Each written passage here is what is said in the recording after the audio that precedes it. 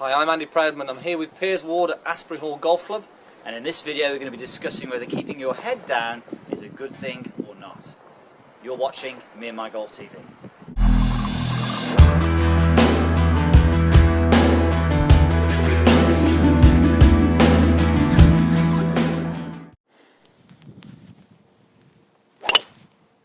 Oh, sliced it Not your again. best one there in the trees, Piers. You know what the fault was? What's that? You lifted your head up a little bit too early. Okay. How many times have you heard that, guys? You're lifting your head up too early. You were looking for the golf ball before you hit your shot.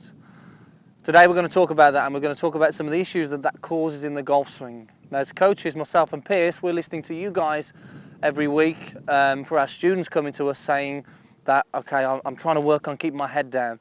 Now, surely it shouldn't be that hard to keep the head down, but a lot of you guys are thinking that is the problem, and you're getting told by your playing partners that you lifted your head up or you need to keep your head down. Now, over the thousands of golfers myself and Piers have taught, we have never seen anybody hit a bad shot due to their head looking for the golf ball too early. Their head never comes up too early and causes a bad shot. So today we're going to have a little chat about the negative effects that has on your golf swing in terms of keeping the head still, which you're getting told so often to do. So, Piers, let's go through some of the issues of what sort of we're seeing every week as coaches here. Now, the problem is with this, guys, is that when you look at, for instance, some of the top players in the world, Tiger Woods, Adam Scott, who's just won the Masters, if you just go to a post-impact position, Piers, now, you will see that their head or their eyes would still be looking in the area of where the golf ball was. But it's not a conscious decision for them to keep their head down.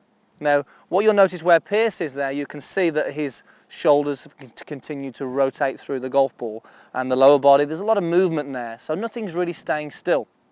Now, when you focus, if you come back to the centre there, Piers, when you focus on keeping still, okay, you're actually going to do that. You're actually going to stay still. So we don't want anything to stay still in the golf swing. Now, if I said to Piers, right, I'm going to hold his head still. So if I say, right, you can't move your head, Piers, I want you to do some swings for me, and we're going to just notice what happens to the golf swing, especially on the way through. So if you swing through, that's it, keep going for us now. So what do you feel now, Piers? Incredibly difficult for me to turn. Yep. I'm not shifting any weight at all. So as far as getting power and accuracy, I have no chance. Okay. Not at all. So keeping the head down too long is actually going to limit the amount of power. It's going to definitely influence your contact. A lot of people think that that's what causes a heavy shot or a thin shot where you look up a little bit too early. We know that's not the case. Yeah. But you can see by me trying to keep Pierce's head still, it's going to limit the amount of body movement that he's going to have. And as we mentioned, nothing stays still in the golf swing. It's very rotary. And if the torso is moving, then the head will rotate slightly as well.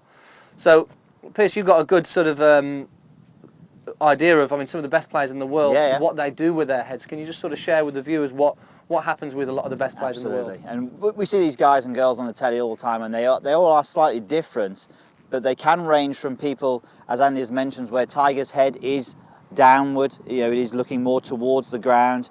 He's got fantastic flexibility in his neck. It's not a conscious thought for him to keep his head down. It just sort of happens that way. Correct. But then we see someone called, we all remember Annika Sorenstam. Now, when she hit the golf ball, she wasn't here. She was looking over here. So as she struck the golf ball, her head was a good couple of yards pointing past the golf ball. So in her case, if anyone ever told her to keep her head still, it definitely would have had a serious issue on her game. And she would actually say that she didn't really see the golf ball when she struck it. So, and a lot of the top coaches out there rate her as one of the best ball strikers, the most consistent ball strikers. Yeah, and I think what you just mentioned there, Bet, sort of didn't see the golf ball. It's something when I'm playing golf, I don't actually remember the golf ball coming off the face. I don't see that ball, and we get told, and we get, a lot of people get told to okay, wait for the golf ball to go, wait for the club to leave before you look up. Now, it happens that fast that we cannot think about keeping this still.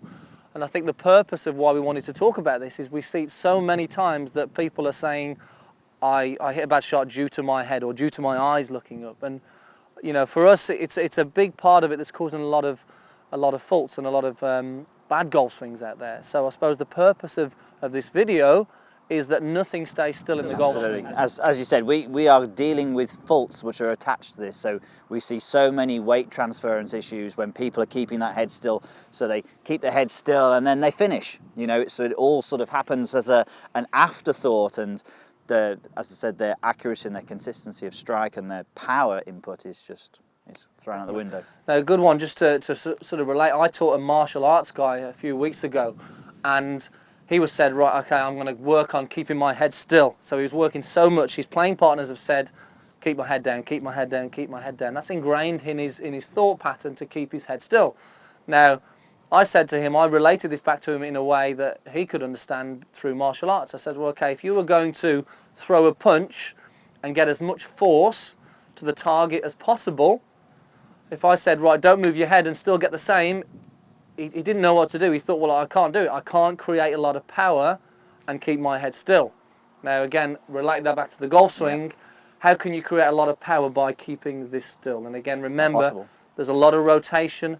Nothing stays still in the golf swing. So, hope that clears it up for you guys. If you are thinking that, if you are thinking about keeping your head still, it's not a conscious decision that we need to think about. For me, and I know for Pierce, you can wipe that out of your thoughts. Please do. You do not need to think about it. I guarantee it will help free your golf swing up, increase your power, help your contact, and help you play better golf. Post your comments, guys. Let us know what you think about that. We know it's a big concern out there for a lot of you. We'd like to hear your thoughts on it. So, thanks for watching, guys. We'll see you next time on Me and My Golf TV.